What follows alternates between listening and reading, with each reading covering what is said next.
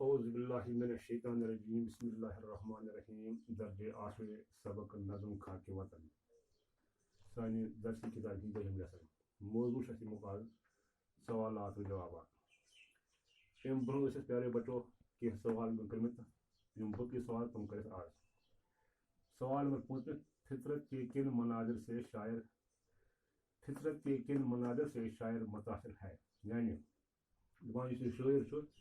یہ کمو چیزوں سے متاثر جواب ہمارے دیش میں فطرت کے کافی مناظر موجود ہیں یہ تھی لیسن پورو ات من پور اس سون دیش قدرتی کم مناظر ات من جن میں گنے برگن یعنی یس من سن بڑ کل قدیم عمارات ہمالا شیش ناگ چنار کے باغات مغل باغات صبح بنارا شام اود سیکری نینی اجنتا خاص اہمیت کے حامل ہیں چیز سانی قدرتی فطرت خاص اہمیت اور شاعر ان سارے مناظر سے شاعرن یم چیز ات من کور کرمت یمو چیزو ست وچھت سو اس شاعر واریاہ متاثر بیاکھ سوال مصنوعی کسے کہتے ہیں مصنوعی کس ونو مصنوعی اس نظم کو کہتے ہیں مصنوعی کو سو نظم جس میں کسی واقعہ کو تسلسل کے ساتھ کیا جائے یعنی سو نظم یمن مصرن پانوی آسن تسلسل اخ اس واٹ پانوی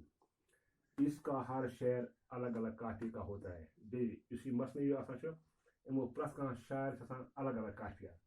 اس لحاظ سے نظم خاک وطن بھی ایک مصنوعی ہے ام سو یہ کافی نظم پور نظم خاک وطن یہ اخ مصنوعی پانوی تسلسل سوال نمبر 7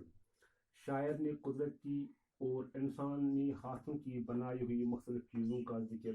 کیا ہے ان کو الگ الگ فہرستیں بنائی شاعرن یس لیسنس من انسان ات چیز بنیمت بیس قدرتن چیز بنیمت تہد بن سو الگ الگ لسٹ اس لیسن من پور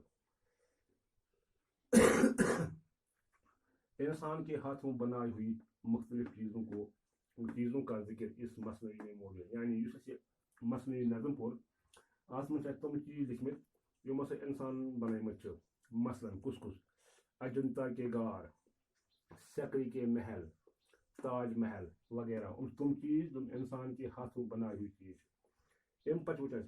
قدرت کی اللہ تعالیٰ پانہ بنیمت قدرتی چیز قدرت کی بنائی ہوئی چیزوں جن کا ذکر اس مصنوعی میں ملتا ہے اس